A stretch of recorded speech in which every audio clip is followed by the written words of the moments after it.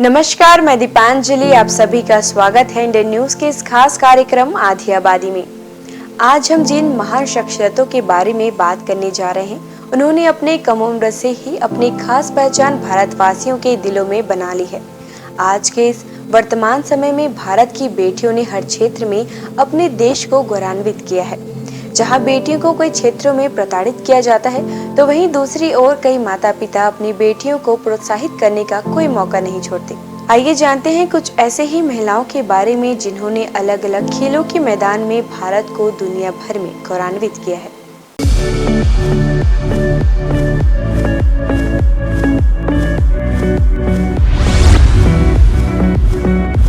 सबसे पहले हम चर्चा करेंगे मणिपुर के चुराचांदपुर जिले में रहने वाली मैंगती चंगनी जैंग की, जिन्हें मैरी कॉम के नाम से भी जाना जाता है।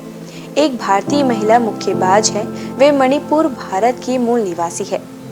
मैरी कॉम 8 बार विश्व मुक्केबाजी प्रतियोगिता का विजेता रह चुकी है।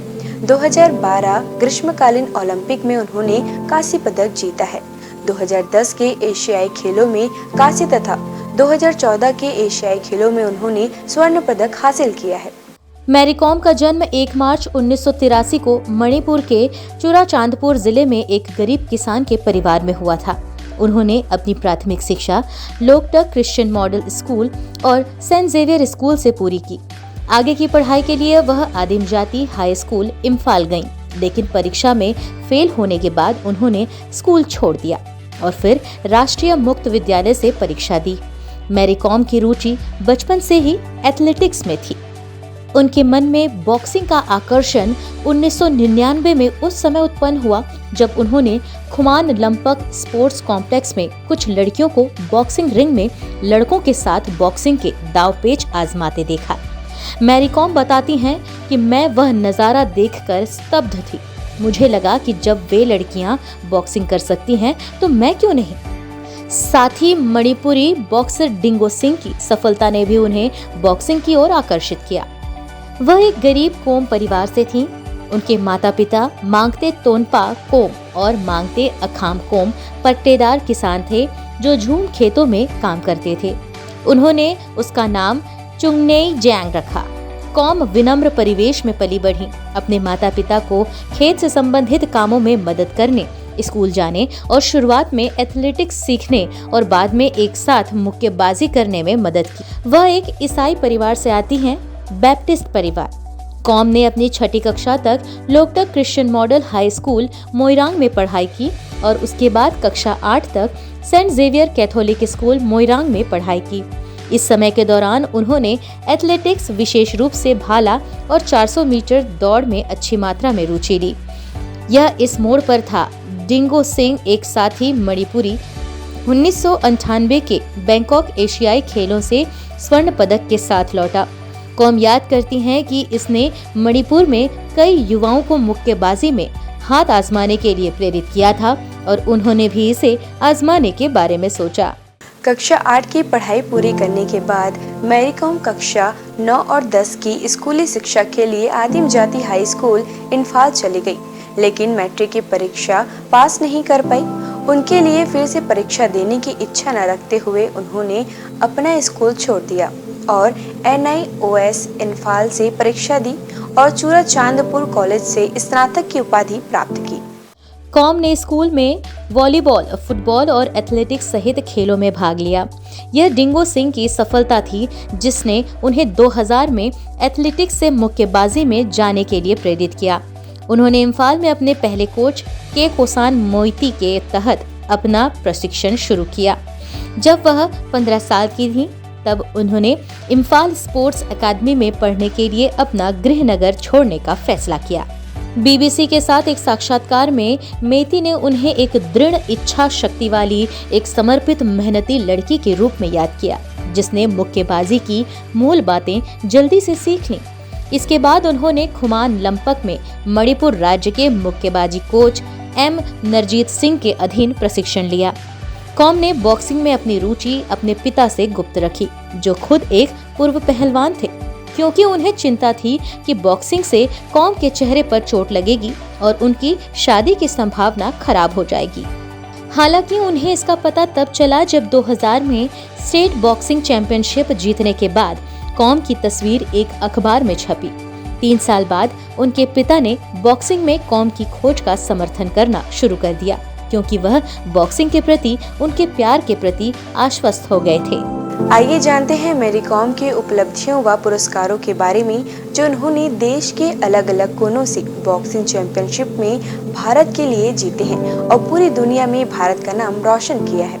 मैरी कॉम ने सन 2001 में प्रथम बार नेशनल वुमेन्स बॉक्सिंग चैंपियनशिप जीती। अब तक वह 10 राष्ट्रीय खिताब जीत चुकी हैं। बॉक्सिंग में देश का नाम रोशन करने के लिए भारत सरकार ने वर्ष 2003 में उन्हें अर्जुन पुरस्कार से सम्मानित किया एवं वर्ष 2006 में उन्हें पद्मश्री से सम्मानित किया गया। जुलाई 29, 2009 को वे भारत के सर्वोच्च खेल सम्मान राजीव गांधी खेल रत्न पुरस्कार के लिए चुनी गयी। मध्य प्रदेश के ग्वालियर में स्त्रीत्व को नई परिभाषा देकर अपने शौर्य बल से नए प्रतिमान गढ़ने वाली विश्व प्रसिद्ध मुक्केबाज श्रीमती MC मैरी कॉम 17 जून 2018 को वीरांगना सम्मान से विभूषित की गयीं। उन्होंने 2019 के प्रेसिडेंशियल कप इंडोनेशिया में 51 किलोग्राम भार वर्ग में यह स्वर्ण पदक जीता। उन्होंने ऑस्ट्रेलिया की अप्रैल फ्रैंक को 5-0 से हराकर यह स्वर्ण पदक जीता। नई दिल्ली में आयोजित 10वीं AIBA महिला विश्व मुक्केबाजी चैंपियनशिप 24 नवंबर 2018 को उन्होंने 6 विश्व चैंपियनशिप जीतने वाली पहली महिला बनकर इतिहास रचाया। पहला ओलंपिक दौर 5 अगस्त 2012 को आयोजित किया गया था, जिसमें कॉम ने ओलंपिक में खेले जाने वाले तीसरे महिला मुक्केबाजी मैच में पोलैंड की कैरोलिना माइकलजुक को 19-14 से हराया था। क्वार्टर फाइनल में अगले दिन उसने की मारोवा राहाली को हराया। ट्यूनीशिया 15-6 के स्कोर के साथ उन्होंने 8 अगस्त 2012 को सेमीफाइनल में यूके की निकोला एडम्स का सामना किया और बाउट में 6 अंक से 11 से हार गईं। हालांकि यह प्रतियोगिता में तीसरे स्थान पर रही वो और ओलंपिक कांस्य पदक हासिल किया। 2016 में रियो ओलंपिक में भारत का प्रतिनिधित्व करने के लिए उत्सुक कॉम इस आयोजन के लिए क्वालिफाई करने में सक्षम नहीं रही। कॉम ने कहा कि 2020 टोक्यो ओलंपिक ग्रीष्मकालीन खेलों में उनकी आखिरी उपस्थिति होगी। 2020 के ग्रीष्मकालीन ओलंपिक में उसने रियो ओलंपिक की कांस्य पदक विजेता कोलंबियाई मुक्केबाज इंग्रिड वलेंसिया के खिलाफ लड़ाई लड़ी। जैसे ही मैच समाप्त हुआ, कमेंटेटर ने विभाजित निर्णय से अंकों के आधार पर विजेता की घोषणा की। एक संक्षिप्त क्षण भर के विराम के बाद इन रेड एक और छोटा विराम था, लेकिन इस समय तक मैरी कॉम नीले कोने में थी। उत्सव में अपनी मुट्ठी जमा चुकी थी और बाकी की टिप्पणी का पालन नहीं करती थी, जिसमें इंग्रिड वलेंसिया का उल्लेख किया गया था। उसने एक साक्षात्कार में कहा, मैंने इस लड़की को अतीत में 2 बार पीटा था। मुझे विश्वास नहीं हो रहा था कि उसका हाथ रेफरी ने उठाया था। Mary Kom super fight league mix martial art reality show SFL challengers के अंतिम एपिसोड में दिखाई दी। इस दौरान मैरी कॉम मालिक राज कुंद्रा और संजय दत्त के साथ लड़ाकू होने के अलावा किसी अन्य तरीके से SFL के साथ काम करने के लिए बातचीत कर रही थी। 24 सितंबर 2012 को सुपर फाइट लीग ने घोषणा की कि मैरी कॉम SFL के ब्रांड एम्बेसडर के रूप में काम करेंगी। ये तो थी भारत की मुक्केबाज मैरी कॉम की कहानी।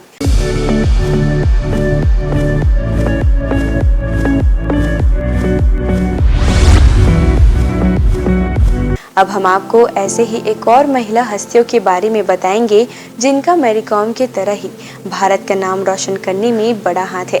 भारत की पहली महिला पहलवान के बारे में जो भारत के लिए ओलंपिक पदक जीतने वाली है, पहली महिला पहलवान है। जी हाँ, हम बात कर रहे हैं हरियाणा राज्य के रोहतक के मोखरा नामक गांव की साक्षी मलिक के बारे में, जिन्होंने कुश्ती की दुनिया में खुद के साथ साथ भारत का भी नाम पूरी दुनिया में रोशन किया है। आइए जानते हैं साक्षी मलिक के जिंदगी से जुड़ी कुछ खास बातें। साक्षी मलिक का जन्म 3 सितंबर 1992 को हरियाणा राज्य के रोहतक के मोखरा नामक गांव में हुआ था। उनके पिता का नाम सुखबीर मलिक है, जो Delhi transport corporation DTC Delhi में बतौर बस कंडक्टर की नौकरी करते हैं, तथा उनकी मां का नाम सुदेश मलिक है और वे रोहतक में आंगनबाड़ी सुपरवाइजर है। उनका एक भाई सचिन मलिक भी है। साक्षी मलिक ने अपनी पढ़ाई की शुरुआत रोहतक के वैश्य पब्लिक स्कूल से पूरी की थी। इसके बाद वे रोहतक के डीएवी पब्लिक स्कूल भी गई। साक्षी ने अपनी कॉलेज की पढ़ाई रोहतक के महर्षि दयानंद यूनिवर्सिटी से की थी। साक्षी ने 12 साल में ट्रेनिंग शुरू की और फिर देश के बहुत से इवेंट में हिस्सा लेकर विजयी रहीं। अंतर्राष्ट्रीय तौर पर साक्षी ने अपने जीवन का पहला खेल 2010 में जूनियर वर्ल्ड चैंपियनशिप में खेला था। यहाँ उन्होंने 58 किलोग्राम कैटेगरी में ब्रॉन्ज मेडल जीता था। इसके बाद 2014 में साक्षी को अंतर्राष्ट्रीय तौर पर पहचान मिली जब उन्होंने डेव इंटरनेशनल रेसलिंग टूर्नामेंट में 60 किलोग्राम कैटेगरी में गोल्ड मेडल जीता था। 2014 में ही ग्लासगो कॉमनवेल्थ गेम्स में साक्षी ने क्वार्टर फाइनल जीता था। इसके बाद सेमीफाइनल्स में कनाडा से 3-1 से विजयी रहीं। साक्षी का फाइनल मैच नाइजीरिया की एमिनेट से था जिसे वे हार गईं। यहाँ साक्षी को सिल्वर मेडल मिला। इसके बाद सितंबर 2014 में ताशकेंट में वर्ल्ड चैंपियनशिप मुकाबला हुआ। यहाँ साक्षी क्वार्टर फाइनल से ही बाहर हो गई थी, लेकिन सामने वाली टीम से 16 राउंड तक वे लड़ती रहीं। 2015 में दोहा में एशियन चैंपियनशिप हुई। इसमें 60 किलोग्राम के 5 राउंड हुए थे। यहाँ साक्षी ने 2 राउंड जीतकर तीसरा नंबर हासिल किया था और ब्रॉन्ज मेडल जीता। ब्राजील में आयोजित रियो ओलंपिक 2016 की महिला कुश्ती में साक्षी मलिक ने किर्गिस्तान की पहलवान एसुलू तिनिवेकोवा को हराकर भारत के लिए कांस्य पदक जीता। मैच के पहले पीरियड में वे किर्गिस्तान की पहलवान इसुलू तिनिवेकोवा से 0-5 से पिछड़ गई थीं। दूसरे पीरियड में शुरुआत में पिछड़ने के बाद साक्षी ने जबरदस्त वापसी की और 8-5 से दूसरा सेट जीतकर कांस्य पदक जीतने में कामयाब हुई और भारत की झोली में पदक डाला। मैच के पहले पीरियड में किर्गिस्तान के खिलाड़ी ने शुरू में ही साक्षी के पैर को पकड़कर खींचा और इस तरह 2 अंक हासिल किए। उसके चंद सेकंड बाद एक और अंक हासिल किया। उसने वैसे ही दूसरे मूव में 2 अन्य अंक हासिल कर लिए। इसके चलते साक्षी पहले पीरियड में 0-5 से पिछड़ गई थी। इस पीरियड का पहला मिनट बिना स्कोर के ही गुजर गया। दूसरे मिनट में साक्षी ने विरोधी को मैट पर गिराकर 2 अंक हासिल किए। चंद सेकंड बाद वैसे ही दूसरे मूव में 2 अन्य अंक हासिल कर मुकाबले को 4-5 तक पहुंचाया। जब साक्षी महज 1 अंक पीछे रह गई तो किर्गिस्तान की खिलाड़ी थोड़ा बेचैन दिखी और मौके का फायदा उठाकर तत्काल एक और अंक हासिल कर साक्षी ने स्कोर 5-5 की बराबरी पर पहुंचाया। उसके बाद तीसरे मिनट के अंतिम क्षण में एक और शानदार मूव के जरिए साक्षी ने 2 अंक बनाए और मैच समाप्त होने पर 7-5 से जीत हासिल की। लेकिन किर्गिस्तान के कोचिंग स्टाफ ने उस अंतिम मूव पर आपत्ति जताते हुए समीक्षा की अपील की। जजों ने रिप्ले देखने के बाद फैसला साक्षी के हक में दिया और विरोधी की विफल समीक्षा के चलते एक अतिरिक्त अंक साक्षी को दिया गया। नतीजतन साक्षी के पक्ष में अंतिम स्कोर 8-5 रहा। आइए जानते हैं साक्षी मलिक के उपलब्धियों व पुरस्कारों के बारे में जो उन्होंने देश के अलग अलग क्षेत्रों से बॉक्सिंग चैंपियनशिप में भारत के लिए जीते हैं और पूरी दुनिया में भारत का नाम रोशन किया है। ओलंपिक कांस्य पदक विजेता साक्षी मलिक प्रतिभा की धनी है। रियो 2016 ओलंपिक में पदक जीतने वाली पहली भारतीय महिला पहलवान बनने के अलावा उन्होंने धारणाओं को बदल दिया और महिला पहलवानों की आने वाली पीढ़ियों की आदर्श बन गई। ओलंपिक में जीता गया कांस्य पदक उनकी अनगिनत उपलब्धियों में से एक है जिसने कुश्ती में उनके प्रभावशाली करियर को परिभाषित किया। साक्षी मलिक का जन्म 3 सितंबर 1992 को हरियाणा के रोहतक जिले के मोखरा गांव में हुआ था। अपने दादा सुबीर मलिक जो खुद भी एक पहलवान थे, उन्हें देखने के बाद और उनसे प्रेरित होकर साक्षी मलिक ने रेसलिंग में आने का इरादा किया था। केवल 12 साल की उम्र में उन्होंने ईश्वर दहिया के अंदर प्रशिक्षण शुरू किया और 5 साल बाद उन्होंने 2009 के एशियाई जूनियर विश्व चैंपियनशिप के फ्री स्टाइल में 59 किलोग्राम भार वर्ग में रजत पदक जीतकर सफलता का पहला स्वाद चखा। इसके बाद 2010 विश्व जूनियर चैंपियनशिप में भी कांस्य पदक जीता। 2013 के कॉमनवेल्थ चैंपियनशिप में कांस्य जीतने के बाद साक्षी मलिक ने ग्लासगो में अगले वर्ष अपना पहला कॉमनवेल्थ गेम्स खेला और 58 किलोग्राम के फाइनल में नाइजीरिया की अमीनत अदेनिyi के खिलाफ हार झेलते हुए रजत पदक से संतोष किया। इसके बाद उन्होंने 2018 में 62 किलोग्राम वर्ग में कांस्य पदक के साथ अपना दूसरा और अंतिम राष्ट्रमंडल खेल पदक जीता। एक महिला के रूप में शक्ति विश्वास का प्रतीक है। अपने सपनों और अपनी क्षमताओं पर विश्वास करें। हमने बात की मैरी कॉम और साक्षी मलिक की। अब हम जानते हैं माउंट एवरेस्ट फतह करने वाली पहली भारतीय दिव्यांग के बारे में, जिन्होंने जीवन की सारी कठिनाइयों को पीछे छोड़ते हुए अपनी मेहनत और लगन से दुनिया का सबसे बड़ा पहाड़ चढ़ अपना और अपने मुल्क का नाम रोशन किया है। हम जिसकी बात कर रहे हैं वो है उत्तर प्रदेश के सुल्तानपुर की अरुणिमा सिन्हा, जो कि एक नेशनल वॉलीबॉल प्लेयर भी थी और साथ ही वे माउंट एवरेस्ट फतह करने वाली पहली भारतीय दिव्यांग महिला है।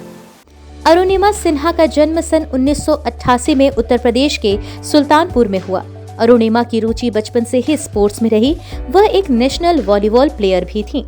उनकी लाइफ में सब कुछ सामान्य चल रहा था, तभी उनके साथ कुछ ऐसा घटित हुआ जिसके चलते उनकी जिंदगी का इतिहास ही बदल गया। क्या थी वह घटना जिसके चलते उन्होंने एक कीर्तिमान रच दिए? आइए जानते हैं। अरुणिमा सिन्हा 11 अप्रैल 2011 को पद्मावती एक्सप्रेस से लखनऊ से दिल्ली जा रही थी।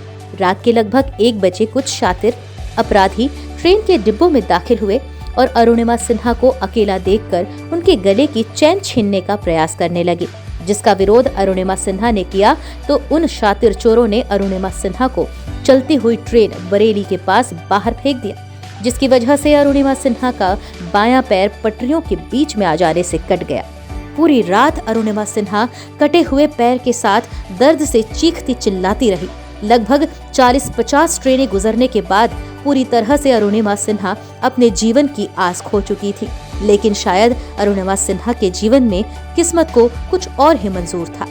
फिर लोगों को इस घटना के पता चलने के बाद इन्हें नई दिल्ली एम्स में भर्ती कराया गया, जहां अरुणिमा सिन्हा अपनी जिंदगी और मौत से लगभग 4 महीने तक लड़ती रहीं और जिंदगी और मौत की जंग में अरुणिमा सिन्हा की जीत हुई और फिर अरुणिमा सिन्हा के बाएं पैर को कृत्रिम पैर के सहारे जोड़ दिया गया। अरुणिमा सिन्हा की इस हालत को देखकर डॉक्टर भी हार मान चुके थे और उन्हें आराम करने की सलाह दी गई थी, जबकि परिवार वाले और रिश्तेदारों की नजर में अब अरुणिमा सिन्हा कमजोर और विकलांग हो चुकी थी। लेकिन अरुणिमा सिन्हा ने अपने हौसलों में कोई कमी नहीं आने दी और किसी के आगे खुद को बेबस और लाचार घोषित नहीं करना चाहती थी। जिंदगी में कभी कभी परिस्थिति ऐसी आ जाती है जब सिर्फ आप अकेले होते हैं। निर्णय सिर्फ आपको ही लेना होता है। अरुणिमा यही नहीं रुकी। युवाओं और जीवन में किसी भी प्रकार के अभाव के चलते निराशापूर्ण जीवन जी रहे लोगों में प्रेरणा और उत्साह जगाने के लिए उन्होंने अब दुनिया के सभी 7 महाद्वीपों की सबसे ऊंची चोटियों को लांघने का लक्ष्य तय कर लिया। दोस्तों, अरुणिमा अगर हार मानकर और लाचार होकर घर पर बैठ जाती तो आज वह अपने घर परिवार के लोगों पर बोझ होती। संपूर्ण जीवन उन्हें दूसरों के सहारे गुजारना पड़ता, लेकिन उनके बुलंद हौसले और आत्मविश्वास ने उन्हें टूटने से बचा लिया। दोस्तों, मुश्किलें तो हर इंसान के जीवन में आती हैं, लेकिन विजयी वही होता है जो उन मुश्किलों से बुलंद हौसलों के साथ डटकर मुकाबला करता है। अरुणिमा सिन्हा हमारे देश की शान है और हमें उनसे जीवन में आने वाले दुखों और कठिनाइयों से लड़ने की प्रेरणा लेनी चाहिए। हम तहे दिल से अरुणिमा सिन्हा को सलाम करते हैं। इस तरह अरुणिमा ने वापस लौटने में सफलता हासिल की और सभी को चौंकने पर मजबूर कर दिया। अरुणिमा ने साबित कर दिया कि अगर इंसान सच्चे दिल से चाहे तो क्या कुछ नहीं कर सकता, चाहे वह औरत हो या आदमी या फिर कोई विकलांग। अरुणिमा का कहना है कि इंसान शरीर से विकलांग नहीं होता बल्कि मानसिकता से विकलांग होता है। अरुणिमा की इच्छा है कि वह विश्व की सबसे ऊंची चोटियों को फतह करे, जिनमें से 4 उन्होंने सफलतापूर्वक फतेह कर ली हैं। अपराधियों द्वारा चलती ट्रेन से फेंक दिए जाने के कारण एक पैर गंवा चुकने के बावजूद अरुणिमा ने गजब के जीवन का परिचय देते हुए 21 मई 2013 को दुनिया की सबसे ऊंची चोटी माउंट एवरेस्ट 29,028 फुट को फतह कर एक नया इतिहास रचते हुए ऐसा करने वाली पहली विकलांग भारतीय महिला होने का रिकॉर्ड अपने नाम कर लिया। ट्रेन दुर्घटना से पूर्व उन्होंने कई राष्ट्रीय प्रतियोगिताओं में राज्य की वॉलीबॉल और फुटबॉल टीमों में प्रतिनिधित्व किया है। उत्तर प्रदेश में सुल्तानपुर जिले के भारत भारती संस्था ने दुनिया की सबसे ऊंची चोटी माउंट एवरेस्ट पर तिरंगा फहराने वाली इस विकलांग महिला को सुल्तानपुर रत्न अवार्ड से सम्मानित किए जाने की घोषणा की। सन 2016 में अरुणिमा सिन्हा को अंबेडकर नगर रत्न पुरस्कार से अंबेडकर नगर महोत्सव समिति की तरफ से नवाजा गया। मंजिल मिल ही जाएगी भटकते हुए ही सही, गुमराह तो वो है जो घर से निकलते ही नहीं।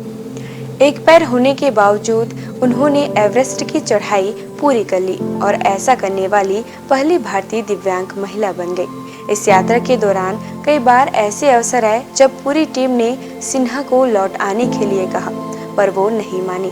माउंट एवरेस्ट पर तिरंगा फहराना उनकी जिद थी, जो अंततः पूरी हुई और दिव्यांग होने के बावजूद मुसीबतें उन्हें रास्ता बदलने पर विवश नहीं कर पाई। साहस और हौसले की जीती जागती मिसाल अरुणिमा सिन्हा को भारत सरकार ने वर्ष 2015 में पद्मश्री से सम्मानित किया। इस अवसर पर भारतीय प्रधानमंत्री नरेंद्र मोदी जी ने सिन्हा की पुस्तक born again on the mountain का अनावरण भी किया। उत्तर प्रदेश में सुल्तानपुर जिले के भारत भारती संस्था द्वारा सिन्हा को इस अद्भुत कार्य में सफलता पर सुल्तानपुर रत्न सम्मान से नवाजा गया। सन 2016 में अरुणिमा सिन्हा को अंबेडकर रत्न देकर इन्हें सम्मानित किया जा चुका है। अरुणिमा सिन्हा जी की कहानी भारत की हर एक महिला के लिए रियल हीरो की प्रेरणादायक स्टोरी है। जीवन में परिस्थितियां कभी भी हमारे अनुकूल नहीं होती हैं। यदि हमारे लक्ष्य के प्रति स्पष्ट दृष्टि हो, यकीनन रास्ते अपने आप निकल आते हैं। आज मेरे लाइफ का सबसे बड़ा सपना पूरा हुआ और मैं टॉप ऑफ द वर्ल्ड पे हूँ और बहुत खुश हूँ और सबको ये मोटिवेशन देना चाहती हूँ कि हर आदमी अगर अपने लक्ष्य को बनाए तो वो कभी नहीं हार माने और वो अपने टॉप को, अपने लक्ष्य को जरूर पाएगा। भले ही व्यक्ति शारीरिक बल से कमजोर हो, मगर उसके हौसले बुलंद हैं तथा आत्मविश्वास से परिपूर्ण है, तो वह किसी कठिन कार्य को भी सरलता से कर सकता है। तो इसी के साथ हमारे आपसे विदा लेने का समय हो चुका है। ऐसे ही महिलाओं से जुड़ी मोटिवेशनल स्टोरी देखने के लिए जुड़े रहिए हमारे खास कार्यक्रम आधी आबादी में। नमस्कार।